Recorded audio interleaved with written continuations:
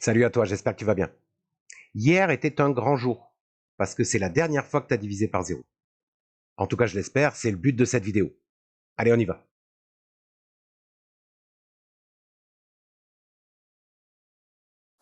Petite intro.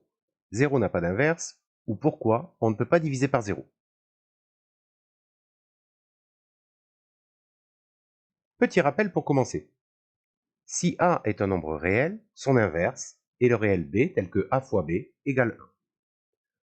On le note en général 1 sur A, ou A exposant moins 1 d'ailleurs. Par exemple, 1,5 est l'inverse de 2, et 3,5 est l'inverse de 2 tiers. Je range ça en bas pour faire de la place. Maintenant, la démonstration proprement dite. Imaginons que 0 est un inverse et appelons-le B. Alors par définition, 0 fois B égale 1. J'appelle cette égalité bombe. Mais chacun sait que 0 plus 0 égale 0, et donc 0 fois B est aussi égal à 0 plus 0 fois B, et en distribuant le B, on obtient donc 0 fois B plus 0 fois B. Mais d'après bombe, 0 fois B égale 1, j'obtiens donc 0 fois B égale 1 plus 1, 2. Donc si je récapitule, 0 fois B est égal à 1 d'après bombe, et 0 fois B est aussi égal à 2 d'après bougie.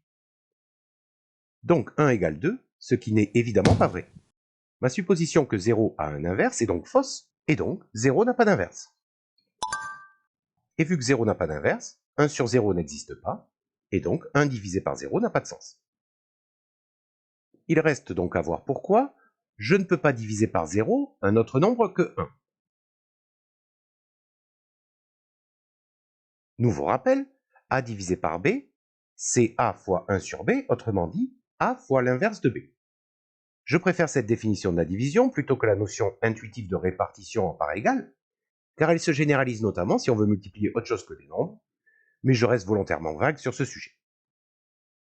Et donc si je reviens au sujet qui nous occupe, diviser par 0, c'est la même chose que multiplier par l'inverse de 0 qui n'existe pas, et donc cela n'est pas possible. Du coup, quand on fait des maths, on s'interdit totalement de diviser par 0 et même de l'écrire. Allez, je m'autorise une seule fois dans cette vidéo à écrire des horreurs mathématiques, parce que ça me fait marrer de montrer la tête d'un prof de maths qui voit ça.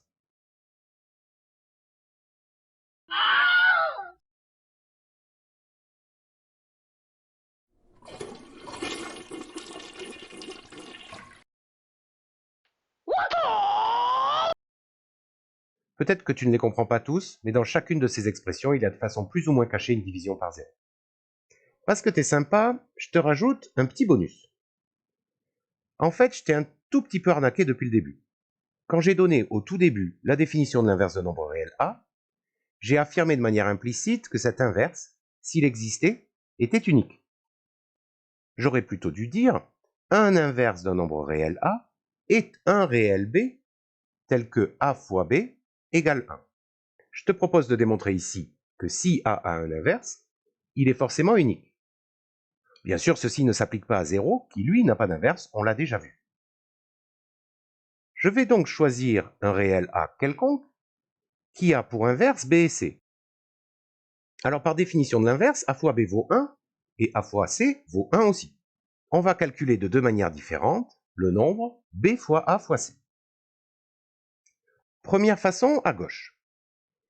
Dans B fois A fois C, il n'y a que des multiplications.